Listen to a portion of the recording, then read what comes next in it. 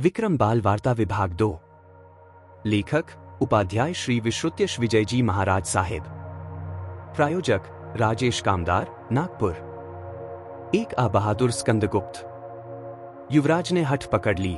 पिताजी, आप मुझे आज्ञा दीजिए, मैं रणभूमि में दुश्मनों से युद्ध लड़ने जाऊंगा। महाराज ने युवराज की किशोर अवस्था को देखते हुए कहा, बेटा, दुश्मन क्रूर स्वभाव के हैं, वे कपट के साथ युद्ध लड़ते हैं। वे स्त्री, वृद्ध, अशक्त या बालक किसी के प्रति दया नहीं रखते, निर्दयतापूर्वक उन्हें मार डालते हैं। परंतु युवराज भी मौत से डरने वाला नहीं था। उसने अपने पिताजी से कहा, क्षत्रिय को मृत्यु का डर कैसा? मैं देश की रक्षा के खातिर अपने प्राणों की आहुति देने को भी तैयार हूं। पुत्र की वीरतापूर्ण बातें सुनकर पिता का दिल अपूर्व आनंद से भर गया। उन्होंने अपने पुत्र को रणक्षेत्र में जाने की इजाजत दे दी। वो युवराज था स्कंदगुप्त और उनके पिता थे मगध नरेश कुमार गुप्त। हुनों की एक विशाल सेना हिमालय के उस पार जमा हो रही थी। वहां से मगध व अन्य राज्यों पर हमला करने की उनकी योजना थी। महाराज कुमारगुप्त को ये समाचार मिलते ही वे सावधान हो गए। तुरंत ही उन्होंने अपने अधिकारियों को आदेश देकर युद्ध की तैयारी कर ली थी। स्कंदगुप्त को इस बात का पता चलते ही उसने भी युद्ध में अपना कौशल दिखाने की हठ पकड़ ली और उस युद्ध में जाने की अनुमति भी मिल गई। राजकुमार स्कंदगुप्त मगध के 2 लाख चुनिंदा योद्धाओं को लेकर वाजते गाजते मगध से युद्ध के लिए निकल पड़ा। हिमालय के दुर्गम रास्ते व बर्फीली हवाओं की चिंता किए बिना वो आगे बढ़ता गया और हिमालय के उस पार पहुंच गया। उसे देखकर हुनों की सेना चौंक गई। हुन हमेशा भारी सेना लेकर लड़ने निकलते थे और निर्दयतापूर्वक सामने वाले पर हमला करते थे। लेकिन यहां तो उल्टा हो गया। उल्टा सामने वाला उन हुनों पर हमला करने उनकी छाती पर आ खड़ा था। उनके सामने एक किशोर घोड़े पर सवार होकर नंगी तलवार लिए सामने से आ रहा था। अब हुनों के पास भागने का समय भी शेष नहीं था। अब हुन सेना भी सामना करने को तैयार हो गई। स्कंदगुप्त और उसके वीर सिपाही हुन सेना पर कहर बनकर टूट पड़े। वो जहां से भी निकलते उस युद्ध के मैदान में दुश्मन के कटे सिरों का ढेर लगता गया। स्कंदगुप्त ने समरभूमि में रंग जमा दिया। एक ही झटके में 2-2 सैनिक के सर धड़ से अलग हो रहे थे। स्थिति ये आ गई कि स्कंदगुप्त जहां से भी गुजरता दुश्मन चिल्लाने लगता, अरे भागो, कालमुखी आ रहा है। इस भयंकर वार से हुन सेना तितर बितर होकर भागने लगी। थोड़े ही समय में हुन सेना हिम्मत हार गई और दुश्मन जहां से रास्ता मिलता उस ओर से भागने लगे। थोड़ी ही देर में रणभूमि खाली हो गई। इस तरह स्कंदगुप्त ने हुनों पर ज्वलंत विजय प्राप्त की। हुनों पर विजय प्राप्त कर स्कंदगुप्त स्वदेश मगध पहुंचा तो उसका भव्य स्वागत हुआ। लंका विजय करके राम अयोध्या आए तब राम का जैसा स्वागत हुआ वैसा स्वागत स्कंदगुप्त का मगध में हुआ। स्कंदगुप्त जब स्वयं मगध के राजा बने तब उन्होंने आज के ईरान और अफगानिस्तान तक अपने राज्य का विस्तार किया। ऐसे महान राजा भारतवर्ष में बहुत ही कम हुए। इस बात का इतिहास गवाह है। 2 बाला का साहस। धन्य है रोबुआपुई। पानी के भंवर में कूदते हुए उसने अपनी जान की परवाह किए बिना अपनी सहेलियों को बचाया। पूर्वोत्तर राज्य मिजोरम, जो पहाड़ों की भूमि है, शानदार पहाड़ियों और बिहड़ों से घिरा हुआ है। मिजोरम राज्य में एक आकर्षक शहर समुद्र तल से 4000 फीट की ऊंचाई पर स्थित है। वहां से पूर्व में तलवांग नदी की घाटी और उत्तर में कर्टलांग की सुंदर पहाड़ियों को देखा जा सकता है। यह 3 मार्च 2016 की घटना है।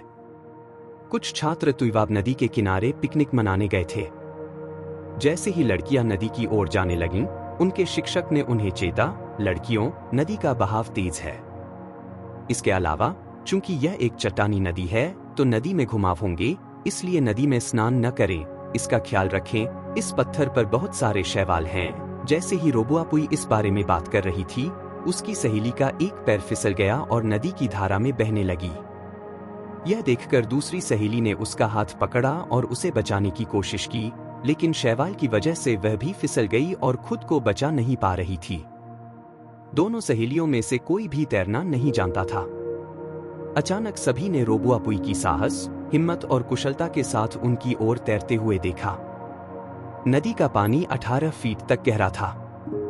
फिर भी बिना किसी डर के वह आगे बढ़ी और जैसे ही वह घुमाव में फंसी अपनी एक सहेली के पास पहुंची, उसने उसके बालों को पकड़ लिया और उसे किनारे पर खींच लाई। जैसे ही रोबुआपुई अपनी सहेली को किनारे पर धकेला, उसे किनारे पर खड़े लोगों ने बाहर निकाला। उसने अपनी दूसरी सहेली साराह को भी बचाया, लेकिन अब वो बहुत थक चुकी थी। पानी के तेज बहाव के सामने उसकी हिम्मत टूट रही थी और वो डूबने लगी। यह देख उनमें से एक ने जाकर बस के ड्राइवर को इस बारे में बताया। ड्राइवर तेजी से आया और उसे बचाने के लिए नदी में कूद गया, लेकिन दुर्भाग्य से 2 या 3 घंटे की कड़ी मेहनत के बाद रोबुआपुई का शव मिला। मिजोरम में रोबुआपुई की बहादुरी की प्रशंसा की जाने लगी। मिजोरम के स्थानीय समाचार पत्रों ने उस बहादुर लड़की के साहस, धैर्य और समयबद्धता का विवरण प्रकाशित किया, जिसने उसकी 2 सहेलियों की जान बचाई। रोबुआपुई के माता-पिता ने 23 जनवरी 2017 को राजधानी नई दिल्ली में देश के प्रधानमंत्री के हाथों पुरस्कार स्वीकार किया। नैतिक शिक्षा। धन्य है रोबुआपुई दूसरों को बचाने के लिए पानी में कूद गई, जान चली गई पर सहेलियों को बचा लिया। हमें भी प्रेरणा लेनी चाहिए, दूसरों के लिए जान की बाजी लगानी चाहिए। 3 बचाई बच्चे की जान। अकीब मोहम्मद। अशमिल की मां ने अपने सिर पर कपड़ों का एक बंडल उठाया तो अशमिल ने भी कुछ धुलाई सामग्री ली और साथ साथ चलने लगा। चलते चलते दोनों छलिया नदी के किनारे आ गए। अशमिल ने धुलाई सामग्री अपनी मां को सौंप दी और नदी की रेती में खेलने लगा। अशमिल नदी के पानी के पास छींटाक्षी करने लगा। ऐसा करते ही उसका पैर अचानक फिसल गया। वह चिल्लाया, अम्मा अम्मा। अरे अशमिल! अशमिल को पानी में डूबते देख उसकी मां के होश उड़ गए। सहीजे सहीजे। उसकी चीख सुनकर एक लड़का दूर से भागते हुए आता नजर आया। जैसे ही वह पास आया, यह अकीब मोहम्मद था। वह तैरना जानता था। अकीब आते ही दौड़ा और सीधे पानी में कूद पड़ा। वह कुछ ही देर में तैरते हुए अशमिल के पास पहुंच गया। उसने अशमिल के बाल पकड़ लिए। अशमिल हाथ पैर मार रहा था। अकीब उसे किनारे पर खींचकर ले गया। आकिब की समयबद्धता और साहसी काम ने एक बच्चे की जान बचाई। 7 दिसंबर 2013 की बात है। यह किस्सा दक्षिण भारत में केरल के कोझिकोड जिले में मावूर तालुका में मजदूर नामक एक छोटे से गांव में बना था। प्रेस के माध्यम से घटना की सूचना मिलते ही आकिब की बहादुरी और साहसी करतब की चर्चा आसपास के समुदाय के चारों ओर होने लगी। इस बारे में जानने पर अकीब मोहम्मद एन को राष्ट्रीय बाल वीरता पुरस्कार 24 जनवरी 2015 के दिन दिल्ली में प्रदान किया गया था। नैतिक शिक्षा। अपनी कला की सार्थकता किसी के काम आ जाने में ही है। 4 साहस की कीमत। तुलदेव ने छोटे से बच्चे को बचाया।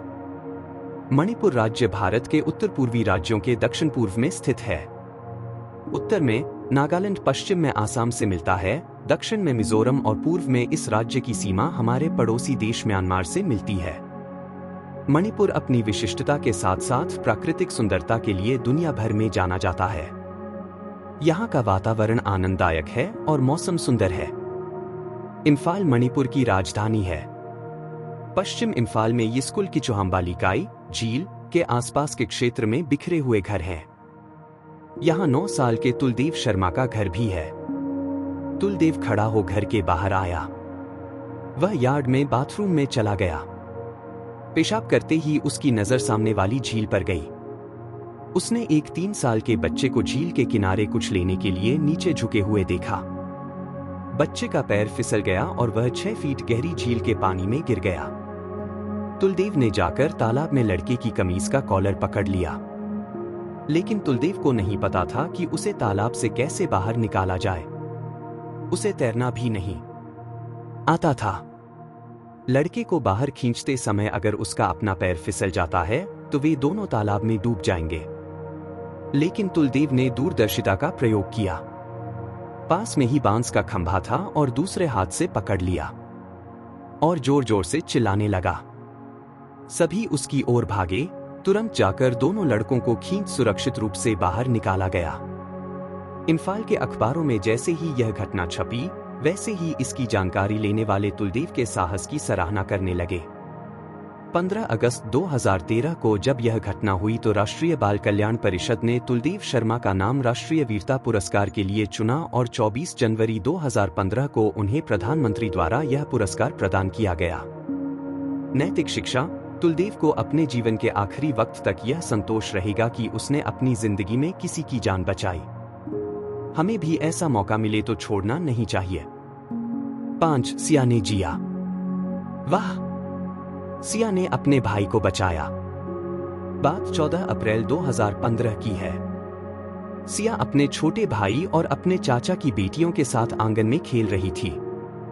पता नहीं कब उसका भाई छत पर पहुंच गया और सिया को आवाज देने लगा। सिया अपने भाई को इधर उधर ढूंढ रही थी। अचानक उसे अपना भाई दिखाई दिया। वह स्तंभ था और बोल नहीं पा रहा था। देखते ही सिया को एहसास हुआ कि वह बिजली के तार के संपर्क में आ गया है। वह कांप रहा था। स्कूल में उन्हें सिखाया गया था कि लकड़ी, कपड़ा आदि को इंसुलेटर कहा जाता है, इसलिए अगर ऐसी कोई चीज होती है तो बिजली का करंट नहीं लगता। उसने हर जगह देखा और अपने भाई के करीब गई। उसने अपने भाई की कमीज पकड़ी और उसे कसकर खींच लिया। ऐसा करने पर उसका भाई बिजली के तार से अलग हुआ लेकिन बेहोश होकर गिर गया। बहुत जोर से खींचते हुए सिया भी गिर गई। अपने छोटे भाई को बेहोश देख सिया मदद के लिए चिल्लाने लगी। सिया की आवाज सुनकर उसके मम्मी पापा दौड़ पड़े। सिया ने अपने भाई की ओर उंगलियों से इशारा किया। सिया के पापा ने सिया को खड़ा कर दिया तो उसकी मां बेहोश छोटे भाई को गोद में लेकर रोने लगी। प्रिय भाई को क्या हो गया है? उसके पिता ने पूछा। वह बिजली के तार से चिपका हुआ था। मैंने शर्ट को पकड़ लिया और उसे खींच लिया, इसलिए वह मुक्त हो गया लेकिन बेहोश हो गया। अस्पताल ले जाते ही सिया के भाई की जान बच गई। इलाज प्राप्त होते ही उसे होश आया। सिया वामनासा खोड़े की समय की पाबंदी, निडरता और समय रहते एक साहसिक निर्णय ने अपने भाई की जान बचा ली। जब पड़ोस और गांव के लोगों ने इस पर चर्चा की तो सभी उसकी खूब तारीफ करने लगे। उसका नाम राष्ट्रीय वीरता पुरस्कार के लिए चुना गया। 23 जनवरी 2017 को उसे उसके वीर और निडर काम के लिए देश के प्रधानमंत्री द्वारा राष्ट्रीय वीरता पुरस्कार से सम्मानित किया गया।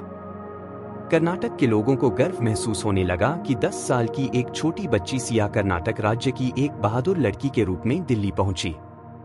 6 नील पर्वतों की भूमि। बहन जिसने अपने भाई के लिए अपने जीवन का बलिदान दिया।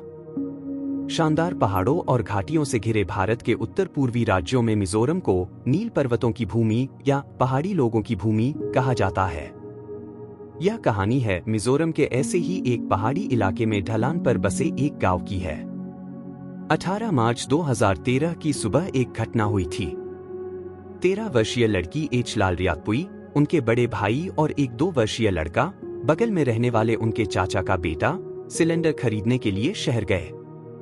जल्द ही सिलेंडर और चावल खरीदकर वे अपनी कार से गांव लौट रहे थे। अचानक लालरियातपुई के भाई को लगा कि कार का टायर पंचर हो गया है। वह कार को एक तरफ ले गया और नीचे उतरकर टायरों को देखने लगा। चावल की बोरी को उस तरफ रखा गया था जहां टायर पंचर हो गया था, इसलिए उन्होंने सोचा कि बोरी को दूसरी तरफ रखें ताकि समस्या पैदा न हो। ठीक है भाई, मुझे आपकी मदद करने दें, लालरियातपुई ने कहा। कार से नीचे उतरकर दोनों भाई बहन चावल की बोरियों को आगे पीछे घुमाने लगे। वहां ढलान पर कार फिसलने लगी। लालरियातपुई ने देखा कि नीचे एक गहरी घाटी थी। कार में चाचा का 2 साल का बेटा बैठा था। लालरियातपुई और उनके भाई ने कार को रोकने की बहुत कोशिश की और बहुत ताकत लगाई, लेकिन उनकी सारी कोशिश बेकार हो गई। लालरियातपुई को उसके भाई ने दूर जाने के लिए कहा क्योंकि कार इस तरह से भाग रही थी कि लालरियातपुई की जान को खतरा था। फिर भी लालरियातपुई कार को रोकने की कोशिश करती रही। यहां उसने छोटे बच्चे को बचाने और बाहर निकालने के लिए कार का दरवाजा खोला। वहां वह जमीन पर गिर गई क्योंकि कार के दरवाजे से उसे टक्कर लग गई थी। कार के नीचे आते ही वह गंभीर रूप से घायल हो गई। उसे अस्पताल ले गए लेकिन वह बच नहीं सकी। उसने चाचा के बेटे को बचाने के प्रयास में अपने जीवन का बलिदान दिया। मिजोरम सरकार द्वारा राष्ट्रीय वीरता पुरस्कार के लिए उसके नाम की सिफारिश की गई थी। बच्चों के लिए बापू गायधनी पुरस्कार एच लाल रियातपुई को देने की घोषणा की गई। 13 साल और 10 महीने की लड़की द्वारा किए गए साहसिक काम के लिए मरणोपरांत और उस बहन के लिए जिसने अपनी जान की परवाह किए बिना अपने छोटे भाई को बचाने के लिए अपना जीवन लगा दिया। तदनुसार 23 जनवरी 2017 को दिल्ली में देश के प्रधानमंत्री के हाथों लाल रियातपुई के माता पिता ने पुरस्कार स्वीकार किया। नैतिक शिक्षा परोपकाराय सता विभूतिया इस सुभाषित को सार्थक करने के लिए न केवल धन बल्कि अपनी जान भी हमें दांव पे लगा देनी चाहिए। एक गांव की छोटी सी लड़की भी इसको चरितार्थ करने हेतु अपनी जान की बाजी लगा देती है, तो हमें भी इससे शिक्षा लेनी चाहिए। 7 साहस रखें। मिथुन एक कुएं में कूदता है और एक लड़के की जान बचाता है। पिताजी, मुझे साइकिल चलाना सिखाओ, श्रीहरि ने कहा। हाँ, यह सही है, इसे दे दो, इसे दे दो। अगर श्रीहरि साइकिल चलाना सीख जाता है तो वह घर के काम में मेरी मदद करेगा। उसकी मां ने कहा। श्रीहरि रास्ते में अपने दोस्त रामेश्वर से मिला और कहा कि वह साइकिल चलाना सीखना चाहता है और उसे साथ चलने के लिए कहा। वे दोनों अब्दुल चाचा की साइकिल की दुकान पर गए। चाचा, हमें किराए पर साइकिल चाहिए, श्रीहरि ने कहा। रामेश्वर और श्रीहरि साइकिल लेकर वहां से निकले। ठीक है, अभी साइकिल चलाना शुरू करो, मैं पीछे से पकड़ता हूं। रामेश्वर ने पीछे से श्रीहरि को सहारा देते हुए कहा। श्रीहरि ने मैदान में साइकिल चलाना शुरू कर दिया। उसने 2-3 राउंड साइकिल चलाई। रामेश्वर को लगा कि श्रीहरि अब अपना संतुलन रखना जानता है, इसलिए उसने पीछे से साइकिल पकड़ना बंद कर दिया। श्रीहरि अब अकेले साइकिल चला रहा था। अब एक बड़ा राउंड लो, रामेश्वर ने उसे कहा। अचानक सामने से जीप को पूरी रफ्तार से आता देख श्रीहरि घबरा गया और घबराकर साइकिल को सड़क के एक तरफ लाने लगा। उसे नहीं पता था कि बगल में एक कुआं था। वह जोर से कुएं के दीवार से टकरा गया। साइकिल एक तरफ गिर गई, लेकिन श्रीहरि कुएं में गिर गया। रामेश्वर, जो श्रीहरि को बचाने की हिम्मत नहीं कर पाया, वह रोने और चिल्लाने लगा। मिथुन दूर से आ रहा था। उसने दृश्य देखा। जैसे ही वह पास आया, उसने कुएं में देखा कि एक लड़का अंदर गिर गया था। कुआं करीब 8 फीट गहरा था। मिथुन ने ज्यादा सोचे बिना एक साहसिक फैसला लिया और कुएं में कूद गया। उसने श्रीहरि को बचाया और उसे बाहर निकाला। श्रीहरि कीचड़ से गंदा हो गया और उसे थोड़ी चोट भी लगी। यह 12 जनवरी 2014 की बात है। यह घटना दक्षिणी भारतीय राज्य केरल के हुन्नार जिले के पोरोरा तालुका के छोटे से गांव चिथिराफोतराडी में हुई। 14 साल के इस युवा लड़के ने बड़ी हिम्मत और सूझबूझ से अपनी जान जोखिम में डालकर एक जवान लड़के की जान बचाई। जैसे ही उसके उद्यम की चर्चा चारों ओर फैल गई, मिथुन पीपी का नाम नई दिल्ली में राष्ट्रीय वीरता पुरस्कार के लिए भारतीय बाल कल्याण परिषद को भेजा गया।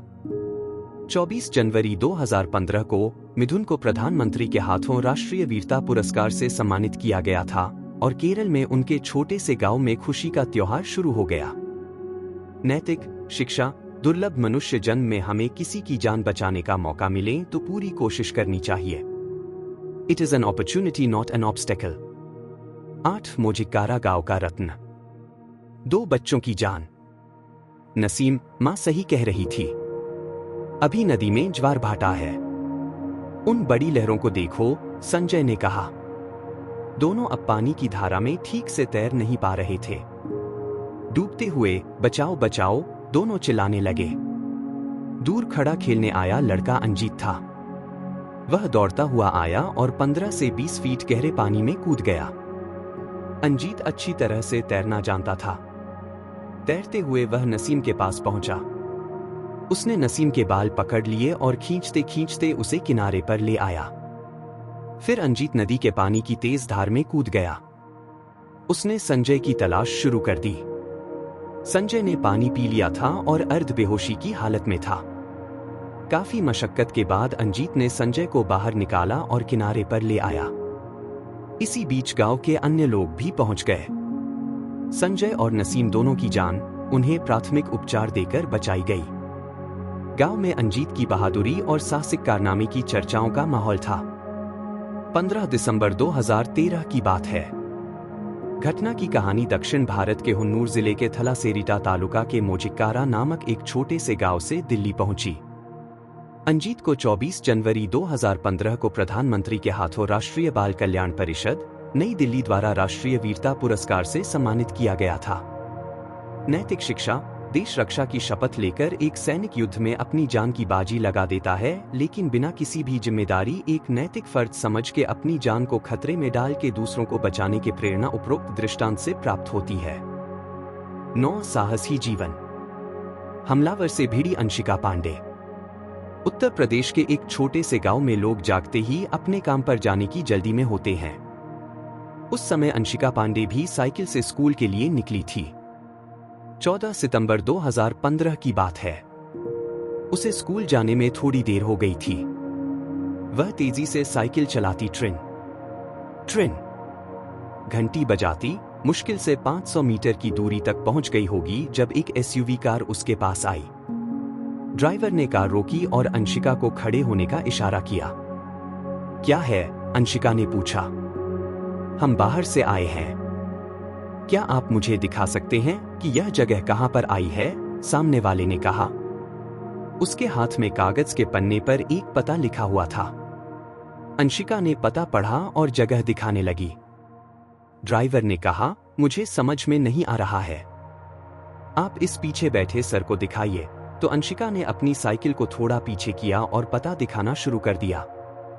उसी समय कार का पिछला दरवाजा खोलकर बैठे हुए शख्स ने अंशिका के बालों को पकड़ लिया और उसे कार में खींचने की कोशिश की। अंशिका ने अपने पैरों को कार के दरवाजे में डाल दिया ताकि इसे बंद न किया जा सके। उसने अपने बालों से छुटकारा पाने की कोशिश की, लेकिन उस आदमी ने उसे कसकर पकड़ लिया। ड्राइवर ने बोतल खोली और उसका ढक्कन अपने पास रखा और बोतल को आदमी को दे दिया। उसने बोतल का तरल पदार्थ अंशिका की आंखों में डालने की कोशिश की। अंशिका ने तीखे दांत उसके हाथ में गाड़ दिए और वह चिल्लाया। उसी दौरान उसके हाथ से बोतल कार में जा गिरी। उसी समय अंशिका की एक सहेली वहां आ गई। उसने देखा कि अंशिका उस आदमी के साथ संघर्ष कर रही है। उसने मदद के लिए चिल्लाना शुरू कर दिया, बचाओ, बचाओ। यह देखकर उस आदमी ने अंशिका के चेहरे पर चाकू मारने की कोशिश की, क्योंकि उसे लगा कि वह पकड़ा जाएगा। लेकिन जब अंशिका को इसका एहसास हुआ तो उसने अपना बायां हाथ आगे किया, जिससे उसके हाथ पर घाव हो गया। चाकू से घायल होने के कारण घाव से खून बहने लगा। इस दिशा में अंशिका की सहेली रास्ते में वाहन चालकों को रोकने और मदद के लिए कोशिश कर रही थी। इसलिए गुंडे को अब इस जगह पर रहने से डर लग रहा था। उसने कई बार जबरदस्ती दरवाजा बंद करने की कोशिश की, लेकिन सफलता नहीं मिली तो आखिरकार उसने अंशिका को कार से धक्का दे दिया और भाग गया। घायल अंशिका और उसकी सहेली को देखकर एक रिक्शा चालक रुक गया। उन्हें अस्पताल ले गया। सहेली ने अंशिका के माता पिता को सूचित किया और वे भी आ गए।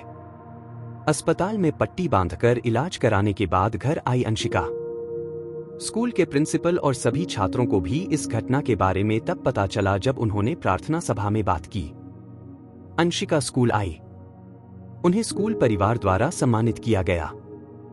अंशिका ने निडर होकर हमलावरों का इस तरह से सामना किया और उसके अद्भुत साहस के लिए सभी के द्वारा उसकी प्रशंसा की गई। उत्तर प्रदेश की रहने वाली सुश्री अंशिका पांडे 14 साल और 8 महीने की थी। उनके वीरतापूर्ण प्रतिकार के लिए राष्ट्रीय वीरता पुरस्कार की सिफारिश की गई थी। स्वीकार किए जाने पर उन्हें 23 जनवरी 2017 को राष्ट्रीय बाल कल्याण परिषद, नई दिल्ली द्वारा देश के प्रधानमंत्री के हाथों राष्ट्रीय वीरता पुरस्कार से सम्मानित किया गया। नैतिक शिक्षा, सूझबूझ से काम लेना चाहिए ताकि विकट परिस्थिति से भी निपटा जा सके। 10 पानी से मजाक भारी पड़ा। मेघालय के साहसी स्टीवेंसन ने बचाई जान। मेघालय भारत के उत्तर पूर्व में प्रकृति की अतुलनीय विरासत के साथ एक राज्य है। यहाँ का अधिकांश क्षेत्र जंगलों और घनी झाड़ियों से ढका हुआ है। इस राज्य में कुल 7 जिले हैं। हराभरा गांव मायरंग, राजधानी शिलांग के नजदीक स्थित खासी हिल के मुख्यालय निंगस्टोइन के पास स्थित है। यह घटना 4 जुलाई 2013 के दिन की है। क्योंकि बारिश का मौसम पहले ही शुरू हो चुका था, इसलिए झील में नया पानी आने से बाढ़ आ गई थी। सरकारी हाई स्कूल झील के विपरीत किनारे पर स्थित था। केल्विन स्टोन और उनके 3 दोस्त झील के किनारे खेल रहे थे। उसके दोस्त ने केल्विन से कहा, आज सुबह से बारिश नहीं हो रही है केविन, यहां बहुत घुटन हो रही है, चलो स्नान करते हैं। केल्विन ने पहले मना किया, पर जैसे दोस्तों ने उसकी झूठी तारीफ की, केल्विन स्टोन झील में स्नान करने के लिए तैयार हो गया। चारों मित्र झील के किनारे गए, अपने कपड़े किनारे रख दिए और नहाने लगे। साथ ही वे एक दूसरे का मजाक उड़ाते हुए एक दूसरे को पानी के छींटे से भिगोना शुरू कर देते हैं। बचाओ बचाओ। पहले उसके दोस्तों ने सोचा कि वह मजाक कर रहा है, इसलिए उन्होंने उचित ध्यान नहीं दिया, लेकिन जब उन्होंने देखा कि केल्विन वास्तव में डूब रहा था, तो वे भी डर गए, क्योंकि उनमें से कोई भी तैरना नहीं जानता था। अब सभी दहशत में चिल्लाने लगे। उस समय स्कूल की छुट्टी हो चुकी थी। सामने आते हुए स्टीवेंसन लारिन्यांग को एहसास हुआ कि ये लड़का पानी में डूब रहा था। वह तुरंत झील की ओर भागा। उसने अपना थैला झील के किनारे रखा और अपने कपड़े उतारकर झील में कूद गया। झील का पानी 6 से 8 फीट गहरा था। स्टीवेंसन तैरना जानता था, इसलिए उसने डूबते हुए केल्विन को बालों से पकड़ लिया और उसे किनारे की ओर खींचना शुरू कर दिया। इसके बाद उसके दोस्तों ने उसकी मदद की। अंत में स्टीवेंसन ने अपने साहस, बहादुरी और समय की पाबंदी के साथ केल्विन स्टोन को बचा पाया। स्टीवेंसन के साहसिक कार्य ने एक जीवन बचाया। जब स्टीवेंसन का नाम राष्ट्रीय बाल कल्याण परिषद द्वारा सुझाया गया, स्टीवेंसन लारिन्यांग को 24 जनवरी 2015 को दिल्ली में प्रधानमंत्री के हाथों राष्ट्रीय वीरता पुरस्कार से सम्मानित किया गया। नैतिक शिक्षा, किसी के उकसाने पर अपनी शक्ति सामर्थ्य को जरूर जांचना चाहिए और किसी के भी सहयोग के लिए सदैव तत्पर रहना चाहिए। 11. सच्ची दोस्ती। मिजोरम के मेसक ने एक दोस्त के लिए अपनी जान दे दी। देश के उत्तर पूर्व में मिजोरम नाम का एक खूबसूरत राज्य है। थंगसाई नगर से 14 किलोमीटर दूर टियाओ नदी बहती है। यह 28 नवंबर 2016 का दोपहर का समय है। कुछ ने सोचा कि मौसम अच्छा है तो चलो दूर तक कहीं घुमाते हैं।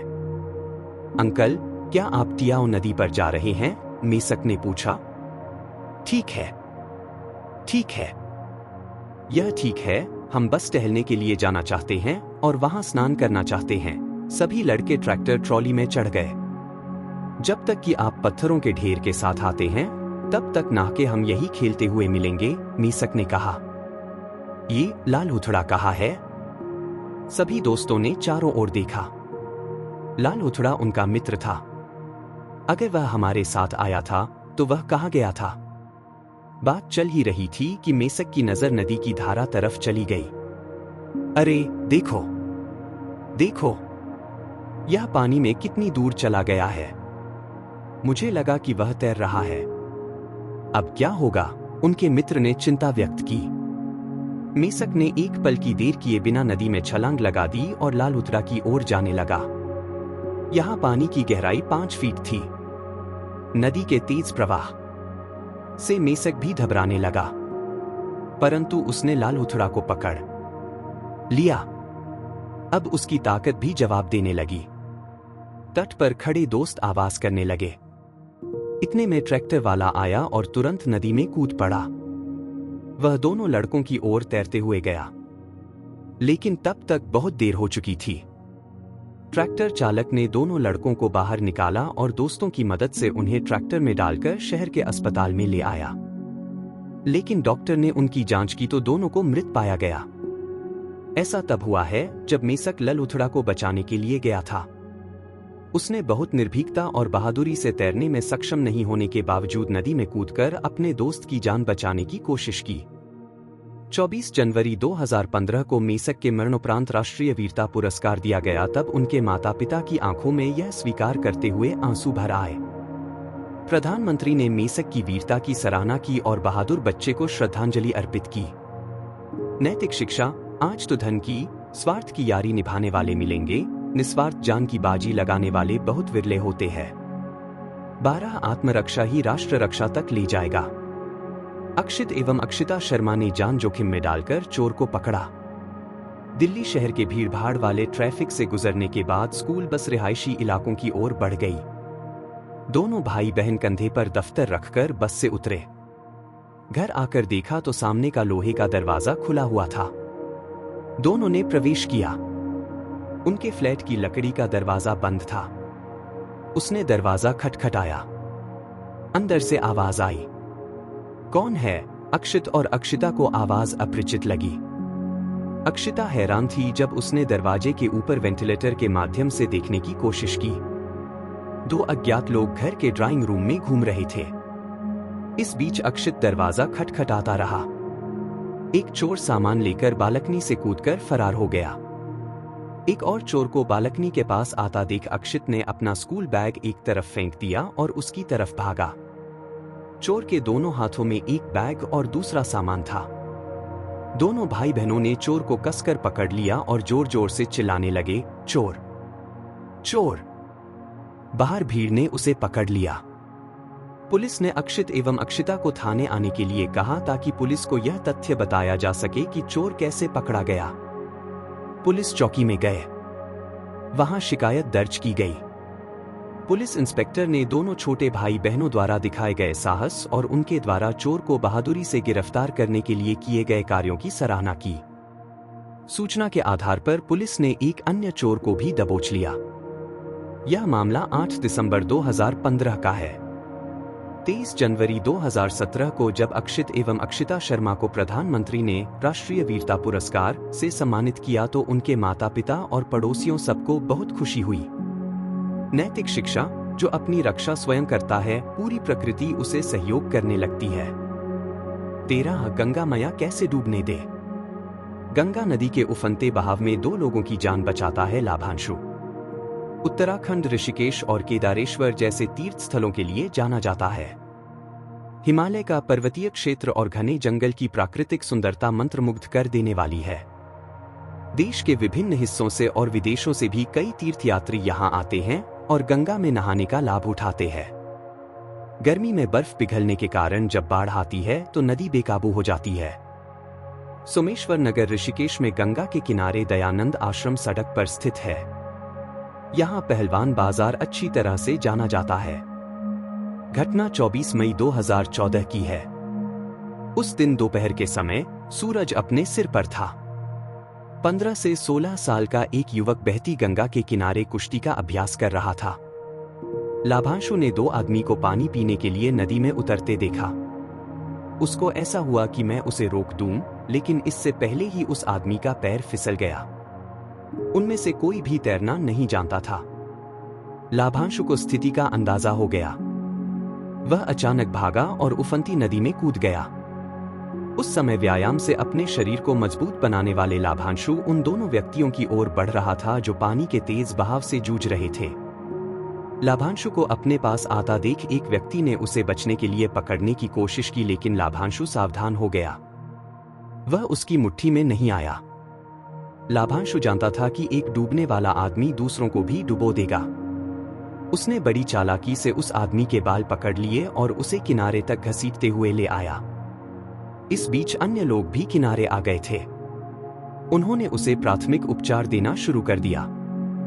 लाभांशु को पता था कि एक और व्यक्ति अभी भी डूब रहा है। वह फिर से पानी में कूद गया और नदी की धारा में दूर दूर तक देखा। दूसरा व्यक्ति बहुत दूर चला गया था। अचानक उसने उसका सिर और हाथ देखा। वह उसकी ओर बढ़ गया। पानी पीने के कारण वह बेहोश हो गया था। उसने उसे भी खींच लिया और किनारे पर ले आया। उल्टा सुलाकर उसके पेट से पानी निकाल दिया। इस तरह दोनों की जान बच गई। ऋषिकेश में जैसे जैसे यह बात फैली, सभी लाभांशु की बहादुरी की प्रशंसा करने लगे। ऋषिकेश बाजार में लाभांशु की ओर हर कोई देख रहा था। इसकी जानकारी मिलते ही लाभांशु को देहरादून में प्रदेश के मुख्यमंत्री ने सम्मानित किया और उनका नाम राष्ट्रीय वीरता पुरस्कार के लिए भेजा गया।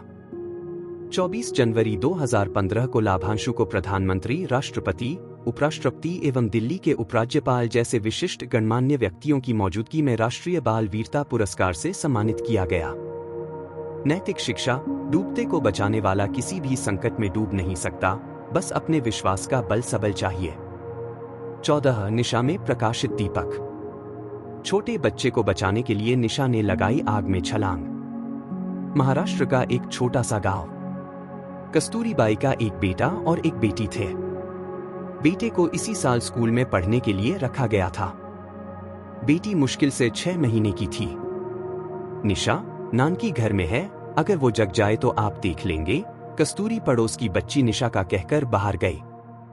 ठीक है आंटी, निशा ने कहा, हालांकि उनका ध्यान खेलने पर था। 14 जनवरी 2016 का दिन था। खेलते हुए निशा की नजर अचानक कस्तूरीबाई के घर की तरफ पड़ी। घर की खिड़की से धुआं निकल रहा था। निशा ने इधर उधर देखा तो कोई आदमी नहीं दिखा। वह कस्तूरीबाई के घर गई और उसने छोटी लड़की को रोते हुए देखा। उसने दरवाजा खोलने की कोशिश की, लेकिन कस्तूरीबाई दरवाजे के ऊपर चेन लगा कर गई थी, इसलिए निशा वहां नहीं पहुंच सकी। उसने चाल चली। आंगन में चारपाई को दरवाजे तक ले गई और खड़ा कर दिया और चेन खोल दी। दरवाजा खोला तो देखा कि आग की लपटें घर के चारों तरफ फैली हुई हैं। आग घर के केंद्र तक पहुंच गई थी, जहां पालना लकड़ी की सिलवटों से बंधा हुआ था। आग की लपटें भी इसकी ओर आ रही थीं, लेकिन बिना कुछ सोचे समझे निशा आग की लपटों के बीच कूद गई, छोटी बच्ची को बचाने के लिए। जैसे ही वह छोटी बच्ची के पालने के पास पहुंची, जलती हुई लकड़ी बीच में गिर गई। उसे लगा कि अब जीवित रहना मुश्किल है। उसके चारों ओर आग की लपटें जल रही थीं, लेकिन वह हिम्मत न छोड़कर लड़की के पालने की ओर चल दी और कपड़े में लिपटी रोती हुई बच्ची को उठा लिया। निशा जब बाहर आई तो उसने कस्तूरीबाई को मदद के लिए रोते हुए देखा। उसकी आवाज सुनकर दूर दूर तक रहने वाले लोग भी भाग के आ गए थे। कुछ पानी का छिड़काव कर रहे थे, जबकि अन्य धूल से आग बुझाने की कोशिश कर रहे थे। निशा के समय की पाबंदी ने 6 महीने की बच्ची की जान बचाई। दिलीप पाटिल को अपनी बेटी निशा पर बहुत गर्व हुआ। पूरे गांव में निशा की बहादुरी, समय की पाबंदी और साहस की प्रशंसा होने लगी। गांव के सरपंच व नेताओं द्वारा निशा को सम्मानित किया गया। कस्तूरीबाई उसे आशीर्वाद देते हुए थकती नहीं थी। कस्तूरीबाई को ऐसा लगा जैसे निशा ने उसकी छोटी बेटी को नई जिंदगी दे दी हो। पास के एक शहर से आने वाले एक अखबार में भी इस बात का उल्लेख किया गया था। निशा दिलीप भाई पाटिल का नाम बाल कल्याण परिषद महाराष्ट्र ने राष्ट्रीय वीरता पुरस्कार के लिए भेजा था। निशा दिल्ली गई। राष्ट्रीय वीरता पुरस्कार 24 जनवरी 2017 को दिल्ली में देश के प्रधानमंत्री के हाथों प्रदान किया गया। नैतिक शिक्षा, आपदा ना आए तब तक ही भयभीत रहना चाहिए, पर यदि आपदा आ ही जाए तो निडर होकर उससे दो हाथ कर लेने चाहिए। प्रधानमंत्री द्वारा इस 2023 में पुरस्कृत जन। 26 जनवरी 2023 को जो 11 पुरस्कार राष्ट्रपति और प्रधानमंत्री के द्वारा दिए गए हैं, उनका यहाँ वर्णन किया गया है। 15 आदित्य सुरेश। आदित्य सुरेश एक 16 वर्षीय लड़का है जो केरल के कोल्लम जिले का रहने वाला है। आदित्य को एक दुर्लभ बीमारी है। जरा सा भी तनाव हो तो उसकी हड्डियां टूट जाती हैं। उन्होंने 4 साल की उम्र में संगीत विकसित किया। आज वह एक अद्भुत गायक हैं और उन्होंने 600 से में अधिक संगीत समारोह किए हैं। देश को आदित्य और उनकी दृढ़ इच्छा शक्ति पर गर्व है। बीमारी के बावजूद उन्होंने उम्मीद नहीं छोड़ी। उन्होंने सभी संघर्षों को पार किया। 2023 को गणतंत्र दिवस पर नवाचार के लिए प्रधानमंत्री राष्ट्रीय बाल पुरस्कार प्राप्त किया। 16 आदित्य प्रताप सिंह चौहान। प्लास्टिक से प्रकृति को हो रही परेशानियों से हम सभी अवगत हैं। जब दुनिया प्लास्टिक के विकल्प खोजने के लिए संघर्ष कर रही है, छत्तीसगढ़ के एक 17 वर्षीय लड़के आदित्य प्रताप सिंह चौहान ने माइक्रोपा नामक एक उपकरण विकसित किया है जो पानी में माइक्रोप्लास्टिक का पता लगाता है। माइक्रोप्लास्टिक प्लास्टिक के छोटे कण होते हैं। आदित्य का नवाचार लागत प्रभावी है और यह पानी से माइक्रोप्लास्टिक्स को हटाने में हमारी मदद करेगा। आदित्य चौहान ने 26 जनवरी 2023 को नवाचार के लिए प्रधानमंत्री राष्ट्रीय बाल पुरस्कार प्राप्त किया। 17 रोहन रामचंद्र बहिर। यह कहानी रोहन रामचंद्र बहिर नाम के एक 15 वर्षीय लड़के के इर्द गिर्द घूमती है, जिसने बड़ी बहादुरी और निडरता का प्रदर्शन किया। राजौरी शहर में डोमरी नदी के किनारे एक महिला कपड़े धोने आई थी। अचानक वह नदी गिर गई और डूबने लगी। रोहन ने तुरंत ही यह देख लिया। विचार किए बिना उसने अपनी जान जोखिम में डालकर नदी में छलांग लगा दी और सौभाग्य से 43 वर्षीय महिला को डूबने से बचा लिया। उनकी बहादुरी के कार्य की प्रधानमंत्री द्वारा बहुत सराहना की गई और उन्हें 26 जनवरी 2023 को भारत के राष्ट्रपति द्वारा प्रधानमंत्री राष्ट्रीय बाल पुरस्कार से सम्मानित किया गया। वह न केवल बहादुर है बल्कि एक बहुत ही दयालु और उदार इंसान भी है। उन्होंने अपनी प्राप्त 1 लाख रुपए की पुरस्कार राशि गणेश चतुर्थी समारोह के लिए अपने गांव को दान की है। कहावत है, बहादुर वह नहीं है जो डरता नहीं है, बल्कि वह है जो उस डर पर विजय प्राप्त करता है। नैतिक शिक्षा रोहन की कहानी हमें हमेशा किसी जरूरतमंद की मदद करने के लिए प्रेरित करती है। साथ ही यह हमें अपने सुविधा क्षेत्र से बाहर निकलने और वह हासिल करने की समझ देता है जिससे हम डरते हैं। प्रधानमंत्री द्वारा इस 2023 में पुरस्कृत जन 26 जनवरी 2023 को जो 11 पुरस्कार राष्ट्रपति और प्रधानमंत्री के द्वारा दिए गए हैं, उनका यहाँ वर्णन किया गया है। 18 अनुष्का जोली। अनुष्का ने कवच नाम से एक दादागिरी विरोधक ऐप विकसित किया है जो बच्चों बटा अभिभावकों को डराने धमकाने की घटनाओं की गुमनाम रूप से शिकायत करने में सक्षम बनाता है, जिसमें विद्यालय प्रबंधनों को उन तक पहुंचने का प्रावधान है। यह एप्लीकेशन देश भर के विद्यालयों और विश्वविद्यालयों में डराने धमकाने की इस समस्या को दूर करने के लिए बहुत सारे छात्रों के लिए बहुत मददगार रहा है। अनुष्का ने गुरुग्राम में एक दादागिरी विरोधक दास्ता भी शुरू किया जो युवा और बुजुर्गों को खुद के लिए और दूसरों के लिए खड़े होने में सशक्त बनाकर इस मुद्दे के बारे में जागरूकता फैला रहा।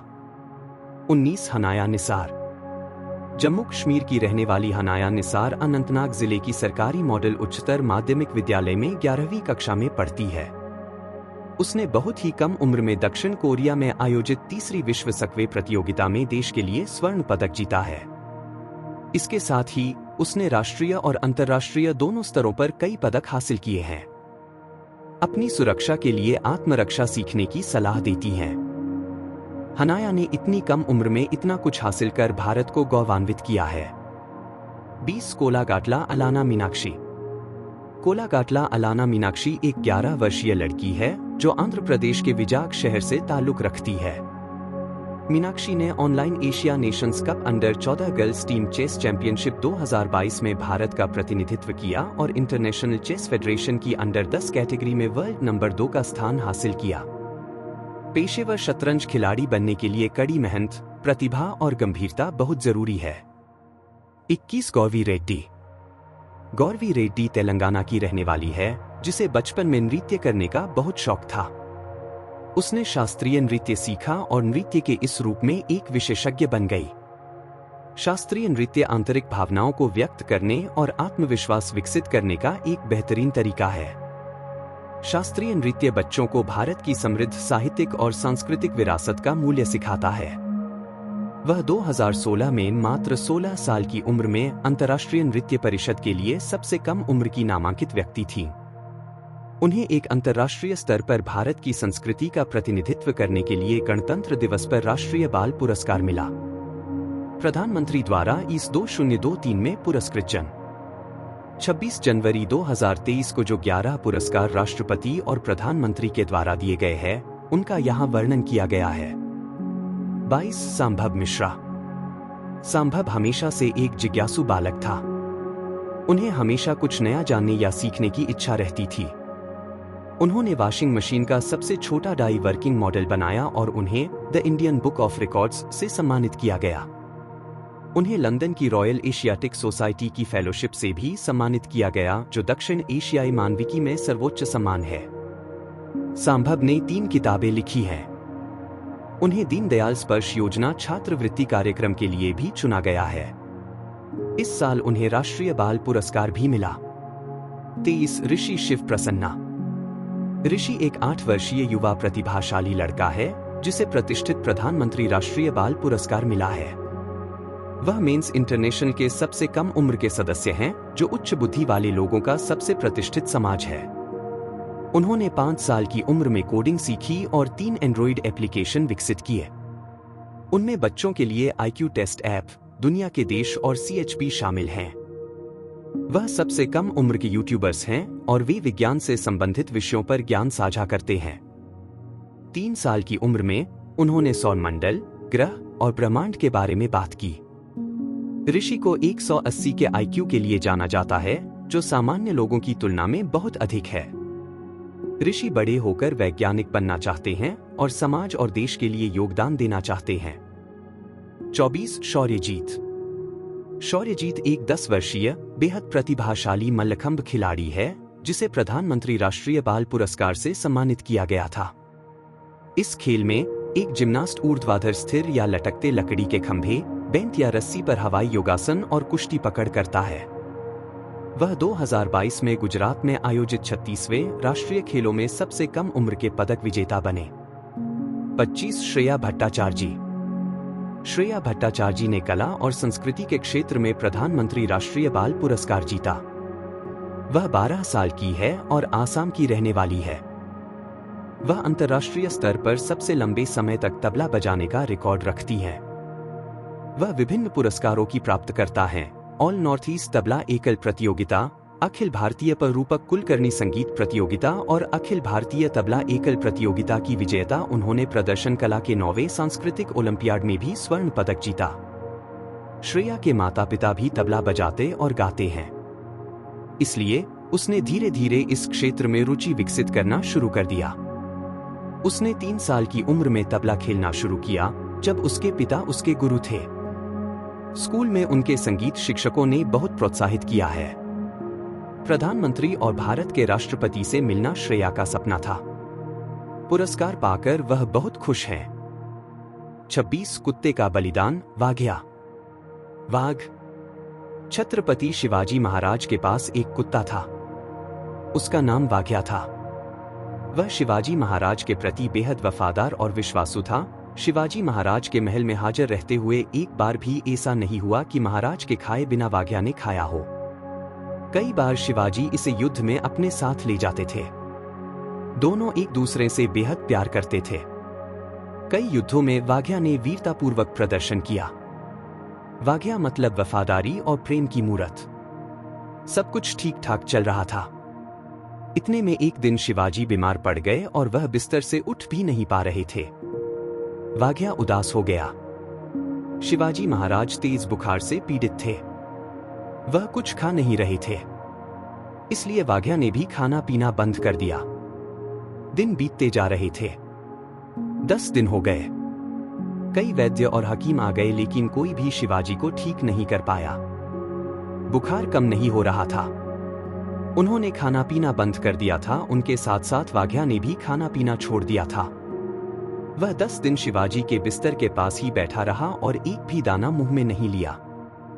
शिवाजी के मंत्री, मित्रों और कई लोगों ने वाघया को समझाया, लेकिन उसने कुछ नहीं खाया। सारे नगर में वाघया की चर्चा होने लगी। इतना वफादार कुत्ता पहले कभी किसी ने नहीं देखा था।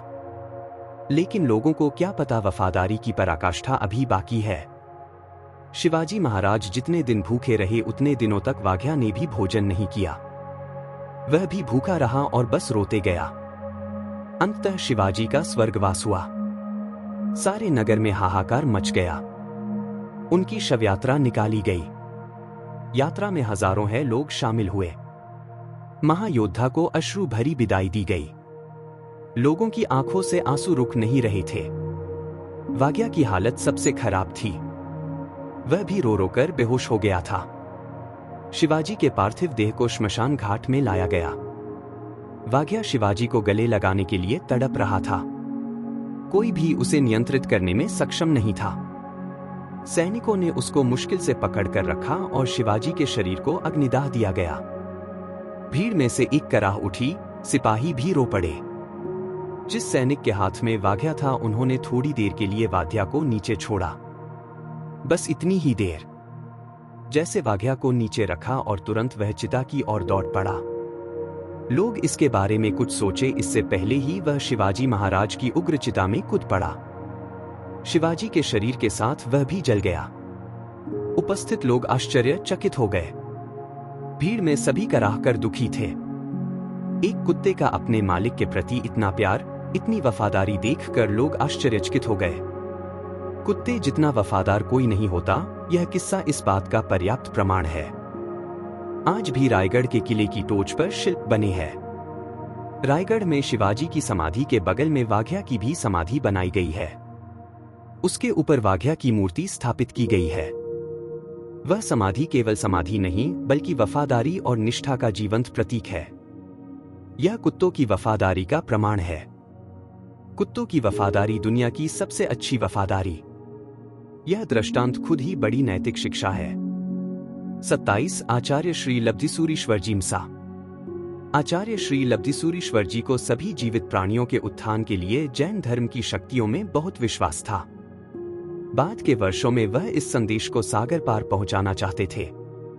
उनका जन्म गुजरात के साबरकांठा जिले के बालशासन नाम के गांव में सन 1940 ईस 1882 में लालचंद के रूप में हुआ था। इस गांव में कोई स्कूल नहीं थी, इसलिए उनके पिता उन्हें अक्षर और अंक सिखाते। उनकी आगे की शिक्षा मानसा में अपनी बुआ के साथ रहते हुए हुई। वहां वह आचार्य श्री कमलसूरीश्वर जी और उद्योत विजय जी के संपर्क में आए और उन्होंने संसार को त्यागने और एक उच्च और आनंदमय जीवन जीने का फैसला किया। इसके लिए 2 बार घर से भागने की कोशिश की, लेकिन असफल रहे। सन 1959 में वह रात को घर से निकले और बोरू पहुंचे। उन्हें कमलसूरीश्वर जी ने मुनि लब्धि विजय जी के रूप में दीक्षित किया। आवश्यक अध्ययन पूर्ण करने के बाद उन्होंने व्याकरण के साथ साथ न्याय दर्शन का भी अध्ययन किया। उन्होंने संस्कृत, हिंदी और गुजराती में कविताएं लिखना शुरू किया। उन्होंने लगभग 1 दर्जन भाषाओं में महारत हासिल की। सन 1964 में आचार्य श्री कमलसूरीश्वर जी के आदेश का पालन करते हुए उन्होंने पंजाब का दौरा किया। 1964 और 1965 में नारोवल में मूर्ति पूजा के समर्थन में समाजियों से हुए वाद विवाद में विजय प्राप्त की। उन्होंने उर्दू में मूर्ति मंडन नामक पुस्तक लिखी, जिसे पढ़कर आचार्य श्री कैलाश सागर सूरी जी कट्टर मूर्ति पूजक बन गए। वह दर्शन शास्त्र के सभी विद्यालयों में पारंगत थे। उन्होंने मुल्तान में आधी रात को व्याख्यान दिया, जिसके परिणामस्वरूप 500 लोगों ने मांस से दूर रहने की कसम खाई। जब कसाई मुनियों पर हमला करने आए तो वहां के लोगों ने उन्हें शांत किया और वे शांतिपूर्वक वापस चले गए। उन्होंने 1913 सन 1969 में अंबाला में पंजाब हिंद सम्मेलन के 5वें सम्मेलन में भाग लिया। उन्होंने एक प्रभावशाली व्याख्यान दिया। सभापति श्री केदारनाथ की उपस्थिति में दया पर 45 मिनट की प्रस्तुति में श्रोता उनकी वक्तृत्व कला से मंत्रमुग्ध हो गए। सभापति ने श्री लब्धिविजय जी को सर्वश्रेष्ठ वक्ता घोषित किया। श्री लब्धिविजय जी का व्याख्यान रुकवाने के लिए श्री लाला लजपत राय द्वारा सभापति को 3 चिट्ठी भी भेजी गई, परंतु उन्होंने कूड़ेदान में फेंक दी। अपनी दिल्ली यात्रा के दौरान सन 1970 में उन्होंने उल्लेखनीय सफलता के साथ रामा थिएटर में व्याख्यान दिया। परिणाम स्वरूप बहुत से लोगों ने मांसाहार त्याग दिया और कट्टर शाकाहारी बन गए। फिर उन्हें सन 1971 में इडर संघ द्वारा जैन रत्न और व्याख्यान वाचस्पति की उपाधि से सम्मानित किया गया। सन 1973 में खंभात में एक आर्य समाजी श्री आनंद कृष्ण के साथ 4 घंटे तक संस्कृत में शास्त्रार्थ हुआ, जो श्री आनंद कृष्ण के तर्कों के पूर्ण खंडन के साथ समाप्त हुआ। एक वैदिक विद्वान स्वामी मुकुंद आश्रम के साथ एक वाद जो 3 दिनों के लिए आयोजित था। उन सबने भी अपनी हार स्वीकार कर ली, लेकिन मुनिश्री को अपने विरोधियों की हार पर खुशी नहीं हुई। इसके विपरीत उन्होंने यह कहकर उन्हें सांत्वना देने की कोशिश की कि यदि अनेकांतवाद के आधार पर व्याख्या की जाए तो वेदों में भी अहिंसा का संदेश है। इससे मुनि श्री की उदारता एवं अनेकांतवाद की श्रेष्ठता का पता चलता है। सन 1979 में उन्होंने बाल दीक्षा देने का समर्थन किया। सन 1981 में उनके गुरुदेव और छाणी संघ द्वारा उन्हें आचार्य की पदवी से सम्मानित किया गया। उन्होंने 4 खंडों में द्वादशार नय चक्र का संपादन किया, जिसका उद्घाटन भारत के तत्कालीन उपराष्ट्रपति डॉक्टर राधाकृष्णन ने मुंबई में सन 2016 ईस 1960 में किया था। अंततः सन 2017 17 अगस्त 1961 मुंबई में समाधिपूर्वक उनका कालधर्म निधन हो गया। 28 श्री कलिकाल सर्वज्ञ हेमचंद्राचार्य महाराज। करीब 900 साल पुरानी बात है। अहमदाबाद पालीताना रोड पर बसा आज का धंधुका नामक गांव उस समय का बड़ा नगर था। वहां बहुत सारी संपत्ति और समृद्धि के साथ चाच पाहिनी सुखी जीवन व्यतीत कर रहे थे। जीवन सुखपूर्ण होने के बावजूद उन्हें एक बात का दुख था, पुत्र न होने का। रात के समय जब शैठानी पाहिनी मीठी नींद में थी, तब वे एक स्वप्न देखती हैं कि वे एक शुभ सुंदर चिंतामणि रत्न प्राप्त करती हैं और उसे गुरुदेव को सौंपती हैं।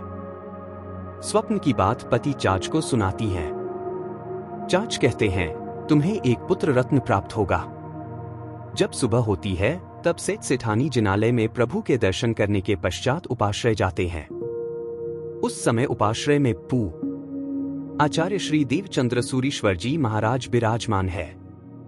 सेठानी पाहिनी आचार्य देव को पूरा स्वप्न कह सुनाती है।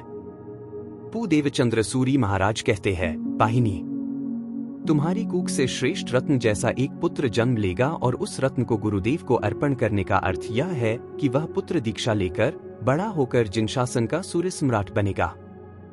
सन 1145 ईस 1089 के कार्तक सुद 15 के दिन सेठानी पाहिनी माता पाहिनी बनती है।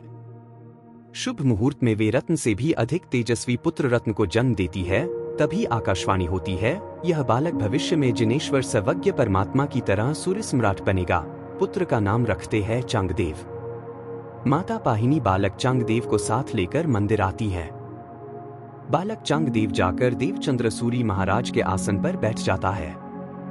देवचंद्र सूरी महाराज कहते हैं, यह पुत्र रत्न तुम्हें गुरुदेव को सौंपना है। माता पाहिनी कहती है, पुत्र को सौंपने से पहले सेठ चाच की सम्मति लेनी भी आवश्यक है। देवचंद्र सूरी महाराज सेठ चाच को समझाकर सम्मति प्राप्त कर लेते हैं और बालक चांगदेव को अपने साथ लेकर स्तंभन तीर्थ खंभात की ओर विहार करते हैं। सन 1154 ईसन 1098 माह सुद 14 के शुभ दिन 9 वर्ष का चांगदेव गुरुदेव श्री देवचंद्र सूरी महाराज के द्वारा रजोहरण प्राप्त कर नाच उठता है। श्रेष्ठी पुत्र चांगदेव अब बनता है बालमुनि सोमचंद्र। कुछ ही समय में गुरुदेव के पास जितना ज्ञान था वह सभी बालमुनि प्राप्त कर लेते हैं। एक बार बालमुनि सोमचंद्र सरस्वती की साधना करने गिरनार तीर्थ पहुंचते हैं। वहां रात्रि के समय पर बालमुनि सरस्वती का ध्यान जाप करने बैठते हैं और चमत्कार होता है। जाप करने बैठे बालमुनि के समक्ष सरस्वती देवी स्वयं प्रकट होती है। आपकी भक्ति और प्रणिधान से प्रसन्न होकर मैं स्वयं दर्शन देने आई हूं। मैं आपको वरदान देती हूं। आप सिद्ध सारस्वत हो। वरदान देकर सरस्वती देवी अंतर्धान हो जाती है। रात्रि का शेष समय नए नए स्तोत्रों के द्वारा सरस्वती की स्तवना कर बिताते हैं। उनकी तीव्र बुद्धि, सुविशुद्ध संयम, विनय, शासन प्रभावना की शक्ति आदि गुणों को देखकर गुरुदेव श्री देवचंद्र सूरी महाराज गणी सोमचंद्र विजय को आचार्य पद देने का निश्चित करते हैं। सन 1166 ईस 1110 वैशाख सुद 3 के मंगल दिन चतुर्विद संघ के समक्ष गुरुदेव श्री देवचंद्र सूरी महाराज स्वयं सूर्य मंत्रों का श्रवण करवाकर आचार्य की पदवी प्रदान करते हैं। उनकी उम्र सिर्फ 21 वर्ष की होती है। नया नाम प्रसिद्ध होता है आचार्य श्री हेमचंद्र सूरी महाराज। कलिकाल सर्वज्ञ आचार्य देव श्री हेमचंद्र सूरीश्वर जी महाराजा की प्रसिद्धि चारों ओर फैल रही है। वे 18 देश के राजा कुमारपाल को प्रतिबोध देकर दृढ़ जैनधर्मी बनाते हैं। राजा कुमारपाल को जैन धर्म का अनुयायी देखकर पंडित देवबोधि नामक एक मांत्रिक राजा के पूर्वजों के एवं दूसरे चमत्कार दिखाना शुरू करता है। राजा कुमारपाल बहुत ही असमंजस में आ जाते हैं। तभी मंत्री उद्यन कहते हैं, राजन, कलिकाल सर्वज्ञ श्री भी सभी ज्ञान विज्ञान मंत्र विद्या में चतुर है। उनसे भी पूछना चाहिए कि सत्य क्या है। दूसरे दिन सुबह देवबोधि आदि के साथ राजा कुमारपाल उपाश्रय जाते हैं। कलिकाल सर्वज्ञ श्री विराजमान होते हैं। तभी एक के बाद एक सभी पाठ को हटा लिया जाता है और हवा में ऊपर रहकर कलिकाल सर्वज्ञ श्री व्याख्यान फरमाते हैं। सभी विस्मित हो जाते हैं। उसके बाद कलिकाल सर्वज्ञ श्री राजा कुमारपाल को एक कमरे में ले जाते हैं और राजा को अपने पूर्वजों को 24 तीर्थंकरों की पूजा करते दिखाते हैं। पूर्वज कहते हैं, कुमारपाल, जैन धर्म ही सत्य है। तुम जैन धर्म की आराधना करते हो, उसके प्रभाव से ही हमने देव की रिद्धि प्राप्त की है। सोच में डूबे राजा को कलिकाल सर्वज्ञ श्री कहते हैं, राजन, मैंने और देवबोधि दोनों ने तुम्हारे पूर्वजों को दिखाया, वह तो सिर्फ मायाजाल है, झूठ है, सत्य है एकमात्र जैन धर्म। कलिकाल सर्वज्ञ श्री हेमचंद्र सूरीश्वर जी महाराज एक बार अपनी देशना में फरमाते हैं, विवेकी श्रावक को बारिश के 4 महीनों में अपने घर से निकलकर कहीं भी जाना सही नहीं है, क्योंकि बारिश के चलते रास्ते के ऊपर बहुत से छोटे बड़े जीव उत्पन्न होते हैं। तब बाहर निकलने से उन जीवों की विराधना होती है, उनकी मृत्यु भी होती है। यह सुनकर राजा कुमारपाल नियम लेते हैं, बारिश के मौसम में जिनालयों में दर्शन करने और उपाश्रय में गुरुदेव के वंदन करने के अलावा किसी भी कार्य के लिए मैं अपने घर राजमहल से बाहर नहीं निकलूंगा। इस नियम के समाचार शक देश के राजा को मिलते हैं। वह बादशाह सैन्य लेकर गुजरात पर चढ़ाई करने के लिए प्रस्थान करता है। गुप्तचर जब यह समाचार राजा कुमारपाल को देते हैं, तब राजा चिंतित हो जाते हैं। गुरुदेव, क्या करूं? दोनों ओर से फंस गया हूं। एक ओर महल से बाहर न निकलने का नियम है और दूसरी ओर यह युद्ध की नौबत आ पड़ी है। नियम तोड़ना भी नहीं है और युद्ध को हारना भी नहीं है। राजा अपनी चिंता गुरुदेव को बताते हैं। कलिकाल सर्वज्ञ श्री कहते हैं, राजन, तुम निश्चिंत हो जाओ, क्योंकि तुम धर्म के पक्ष में हो। यह धर्म ही तुम्हारी रक्षा करेगा। राजा को यह आश्वासन देकर कलिकाल सर्वज्ञ श्री पद्मासन लगाकर ध्यान में बैठ जाते हैं। 1 घंटा भी नहीं हुआ होगा कि तभी आकाश में से एक बिस्तर आता है और बिल्कुल कलिकाल सर्वज्ञ श्री के सामने समायोजित हो जाता है। उसमें एक आदमी भी सो रहा है। राजा एकदम चकित होकर पूछता, कौन है गुरुदेव? यह बिस्तर कहां से आया और यह आदमी कौन है? कलिकाल सर्वज्ञ श्री कहते हैं, कुमारपाल, यह शक देश का बादशाह है जो तुम पर चढ़ाई करने आ रहा था, वही है यह आदमी। इतने में वह बादशाह नींद से उठता है, चारों ओर देखने लगता है कि स्वयं कहां आ गया है। बादशाह, देख क्या रहा है? अरे, जो इंसान अपने धर्म की रक्षा करता है उसे तो दिशाएं भी सहाय करती है। धर्म के रक्षक कुमारपाल ने ही तुझे उठाकर यहां हाजिर कर दिया है। जीवित जाना हो तो कुमारपाल की शरण में जाना ही सही है। राजा कुमारपाल कहते हैं, यदि तुम अपने देश में वर्ष के 6 महीने हमारी प्रवर्तन, किसी भी जीव की हिंसा न करनी न करानी का पालन करोगे, तभी तुम्हें जीवित छोड़ूंगा। बादशाह शर्त को मानता है। राजा कुमारपाल के साथ दोस्ती का सौगंधनामा करता है। राजा कुमारपाल भी उसे अपने महल से जाते हैं और सत्कार सम्मान कर बादशाह को अपने देश जाने के लिए विदाई देते हैं। यहाँ कुमारपाल की सभा में कलिकाल सर्वज्ञत्री का आदर सत्कार बहुत ही बढ़ जाता है। कलिकाल सर्वज्ञ श्री की तीव्र बुद्धि, तर्क शक्ति, शीघ्र जवाबी विद्वत्ता के कारण राजा उनकी ओर पूर्णतः आकर्षित होता है। इसलिए दूसरे पंडितों को कलिकाल सर्वज्ञ श्री की ईर्ष्या होती है और किसी भी तरह उनको नीचा दिखाने का षड्यंत्र रचते रहते हैं, किंतु वे इसमें असफल रहते हैं। कलिकाल सर्वज्ञ श्री हेमचंद्र सूरीश्वर जी महाराजा बहुत से शारत्रों का सर्जन भी करते हैं। सिद्धहेम शब्दानुशासन कलिकाल सर्वज्ञ श्री ने आचार्य पद के बाद गुजरात के राजा श्री सिद्धराज जयसिंह को प्रतिबोध किया। उस समय गुजरात के पास अपना भाषा व्याकरण न था। राजा सिद्धराज की विनंती स्वीकार कर कलिकाल सर्वज्ञ श्री सिर्फ 1 वर्ष में ही 1.25 लाख श्लोक प्रमाण संस्कृत व्याकरण की रचना करते हैं। राजा के और अपने नाम के प्रथम 2 अक्षरों को मिलाकर उस व्याकरण का नाम रखते हैं सिद्धहेम शब्दानुशासन। आज भी यह गुजरात का एकमात्र व्याकरण है और उसके आधार पर ही गुजराती भाषा का उद्भव हुआ है। त्रिषष्टि श्लोका पुरुष चरित्र, अभिधान चिंतामणि, धातु पारायण, लिंगानुशासन, एकार्य और अनेकार्य कोश, प्रमाण मीमांसा, अलंकार चूड़ामणि, देशीनाम माला, निघंदु, योग शास्त्र, वीतरागस्तोत्र जैसे अनेक शास्त्रों का कलिकाल सर्वज्ञ ने सर्जन किया है। कलिकाल सर्वज्ञ श्री ने 3.5 करोड़ श्लोक प्रमाण ग्रंथों की रचना की है। इतनी छोटी जिंदगी में 3.5 करोड़ श्लोक प्रमाण ग्रंथ रचना इतना बड़ा कार्य देव गुरु धर्म की एवं मां सरस्वती की कृपा बिना अशक्य है। 1-2 राजाओं को प्रतिबोध, 2 व्याकरण पारंगत, 3 न्याय पारंगत, 4 मंत्र तंत्र योग पारंगत, 5 वाद पारंगत, 6 नूतन शारक रचना कौशल्य, 7 प्राचीन शास्त्रोपरि विवेचन, 8 अलंकार शारत्र पारंगत, 9 छंदानुशासन पारंगत। ऐसे 9 से 9 कार्य उन्होंने अकेले ही संपन्न कर लिए और भी ना जाने कितने विशिष्ट कार्य उन्होंने अपने जीवन काल में संपादित किए जिसे हम अल्पज्ञ जान ही नहीं सकते। कलिकाल सर्वज्ञत्री हेमचंद्राचार्य ने जिन शासन की प्रतिभा बढ़ाई, वी सन 1229 1173 डी में 84 वर्ष की उम्र में उन्हें कालधर्म प्राप्त हुआ। कलिकाल सर्वज्ञत्री की क्षमता को देखकर राजा कुमारपाल ने नूतन शास्त्र रचना को लिखने के लिए 700 लेखकों की सेवाएं दी। कलिकाल सर्वज्ञ श्री की श्रुतसर्जन की शक्ति को वंदन। राजा कुमारपाल की श्रुतलेखन की भक्ति को नमन। 29 आचार्य श्री पादलिप्त सूरिजी मसा। आचार्य श्री पादलिप्त सूरिजी का जीवन असामान्य शक्ति के माध्यम से प्राप्त चमत्कारों और कल्पना की प्रबलता से रचित पुस्तकों के दुर्लभ संयोजन का एक शानदार उदाहरण है। उनका जन्म सरदू और गंगा के तट पर स्थित अयोध्या में हुआ था। उनके पिता फूलचंद्र शहर के एक अमीर व्यापारी थे और उनकी मां प्रतिमा एक सुंदर और गुणी महिला थी। यह प्रतिमा की तपस्या और पूजा का फल था कि उसने एक पुत्र रत्न प्राप्त किया था। बालक का नाम नागेंद्र रखा गया क्योंकि उसके जन्म के समय माता को स्वप्न में नाग दिखाई दिया था। बचपन से ही नागेंद्र का पालन पोषण एक धार्मिक परिवार में हुआ था।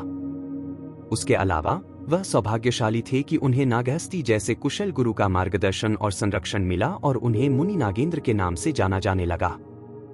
एक बार वे भिक्षा गोचरी लेने गए थे। उपाश्रय जैन साधुओं के ठहरने के लिए एक जगह लौटने पर सामान्य अनुष्ठान करने के बाद उन्होंने अपने गुरु को उनके द्वारा रचित एक श्लोक में बताया कि कैसे एक युवा नवविवाहित सुंदर महिला ने उन्हें भिक्षा दी थी। स्त्री का ऐसा कामुक वर्णन सुनकर गुरु शिष्य पर क्रोधित हुए और बोले, तू कामवासना की आग में जल रहा है, तू गिर गया है। मुनि नागेंद्र तेजतर्रार थे। उन्होंने विनम्र स्वर में गुरु से अनुरोध किया, कृपया एक और ध्वनि जोड़कर मुझे पलित से पादलिप्त बना दें। इसका मतलब था, कृपया मुझे पादलिपि ज्ञान में जोड़े ताकि मैं आकाश में उड़ सकूं और पादलिप्त कहलाऊं। मुनि नागेंद्र की असामान्य बुद्धिमत्ता से प्रभावित होकर गुरु ने उन्हें आशीर्वाद दिया, तुम पादलिप्त हो। तब से मुनि नागेंद्र पादलिप्त के नाम से जाने जाते हैं। अपने पैरों के तल में मरहम लगाने से उड़ने की चमत्कारी शक्ति के बल पर वह प्रतिदिन 5 तीर्थों शत्रुंजय, गिरनार, अष्टापद, समेत शिखर और मथुरा की यात्रा करते थे और उसके बाद ही जल और भोजन ग्रहण करते थे। उन्होंने 4 अन्य सिद्ध विद्याएं भी प्राप्त की थी, जीवा जीवोत्पत्ति प्राभुत, विद्या प्राभुत, सिद्ध प्राश्रुत और निमित्त प्राभुत। एक बार नागार्जुन नाम के एक सिद्ध योगी ने उन्हें कोटि वेधर्स से भरा एक बर्तन भेजा जो लोहे को सोना बना सकता था। आचार्य पादलिप्त सूरी ने कहा, इसमें इतना बड़ा क्या है? यह सुनकर नागार्जुन क्रोधित हो गए। सब हालांकि पादलिप्त सूरी ने पेशाब करके लोहे को सोने में बदल दिया। फलस्वरूप नागार्जुन का अभिमान भंग हो गया और वे पादलिप्त सूरी के पास रहने आ गए, जिनसे उन्होंने आकाशकामिनी, आकाश में उड़ना, ज्ञान प्राप्त किया।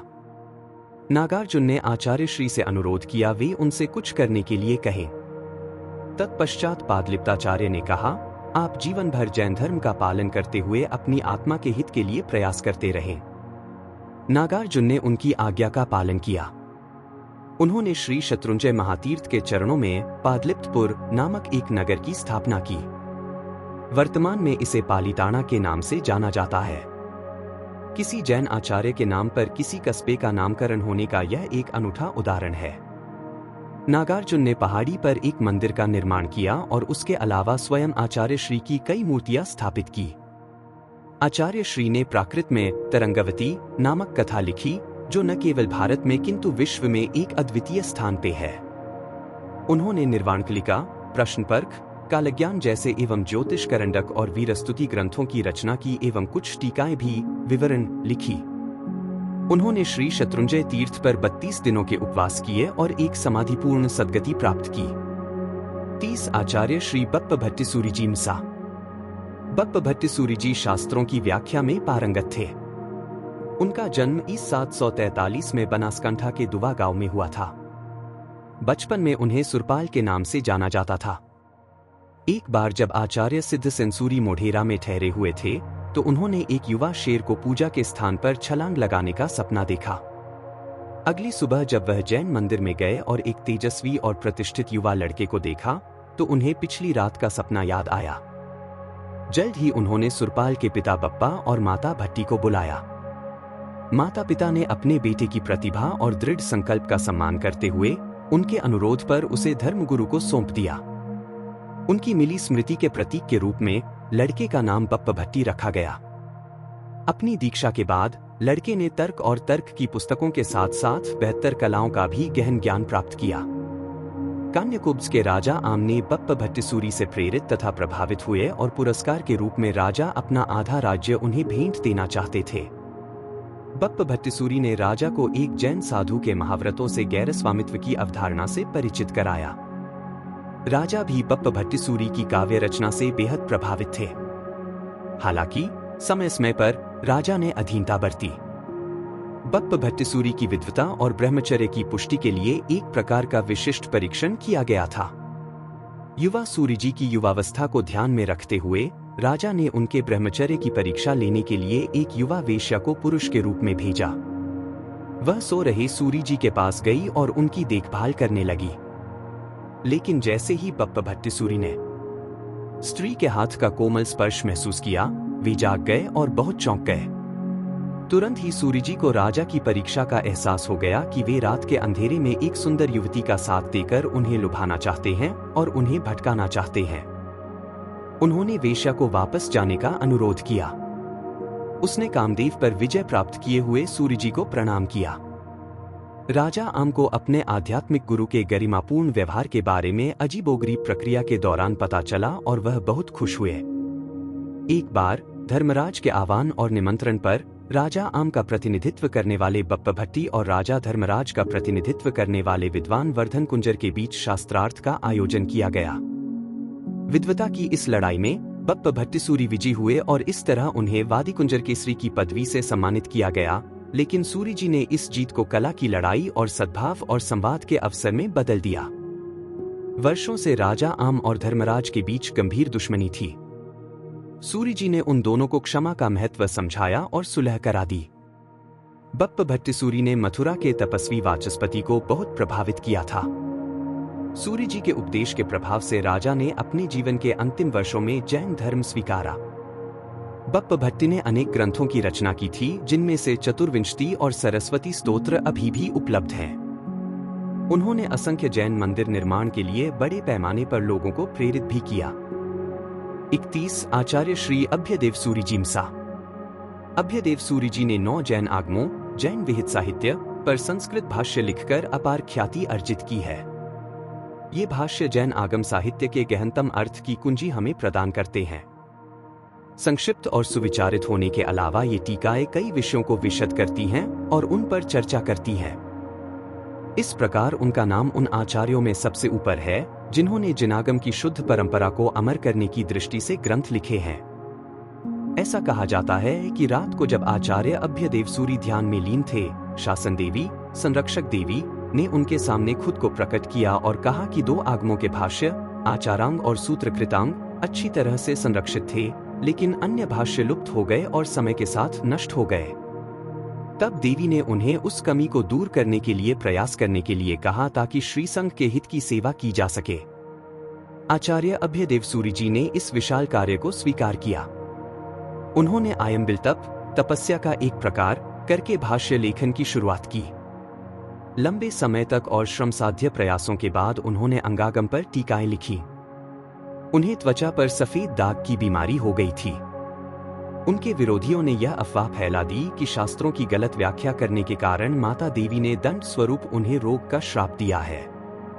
आचार्य अभ्यदेव सूरिजी ने रात में शासन रक्षक देव धरणेन्द्र का आह्वान किया और जैसे ही देव उनके सामने प्रकट हुए, आचार्य ने कहा, हे देव, मैं अपनी मृत्यु से कम डरता हूं, लेकिन मैं झूठे आरोपों और दुर्भावनापूर्ण आलोचना को सहन नहीं कर सकता। जो लोग बदनामी करते हैं, मेरे खिलाफ स्तरहीन बातें करते हैं कि मैं बीमारी से त्रस्त हूं। इसलिए मैंने अनशन, मरने तक उपवास करने का फैसला किया है। शासन रक्षक देव धरणेन्द्र ने उन्हें आश्वासन दिया कि वह बिल्कुल निर्दोष हैं और उन्हें आवश्यक मार्गदर्शन प्रदान किया। धरणेन्द्र के कहने पर अभ्यदेव सूरिजी श्रावक संघ के साथ स्तंभन ग्राम में सेड़ी नदी के तट पर आए। आचार्य श्रीजी ने उस स्थान की खोज की जहां एक गाय अपने आप दूध दे रही थी। जल्द ही उन्होंने जयतिहुअन नामक 32 श्लोकों के एक स्तोत्र की रचना की। जैसे ही स्तोत्र की रचना पूर्ण हुई, श्री स्तंभन पार्श्वनाथ की एक बहुत ही प्राचीन और रत्न से बनी मूर्ति जमीन के नीचे से निकली। श्री संघ ने मूर्ति को प्रक्षाल कराने की सभी क्रियाएं की और जैसे ही पवित्र जल आचार्य अभयदेव सूरी जी के शरीर पर छिटका गया, वे रोग से मुक्त हो गए। आचार्य श्री अपने पूर्व स्वास्थ्य को पुनः प्राप्त कर चुके। वर्तमान में वही मूर्ति खंभात के मंदिर में स्थापित है। तब आचार्य ने नवांगी भाष्य लिखने का कार्य पूर्ण किया और गुजरात के कपड़वंश गांव में कालधर्म, स्वर्गारोहण, स्वर्ग में निवास प्राप्त किया। उनकी समाधि, एक स्मारक संरचना, वही के एक तपागच्छ उपाश्रय में मौजूद है।